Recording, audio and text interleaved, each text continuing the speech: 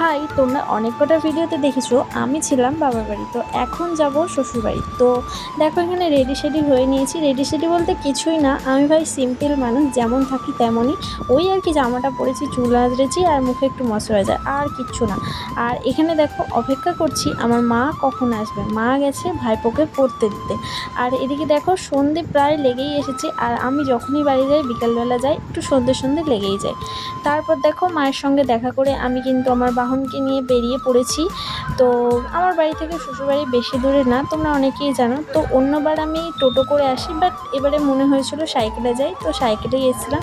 আর এদিকে দেখো আমাদের কালীতলায় কিন্তু বাৎসরিক উদযাপন একদম শুরু হয়ে গেছে, তোমরা আসলে আসতে পারো।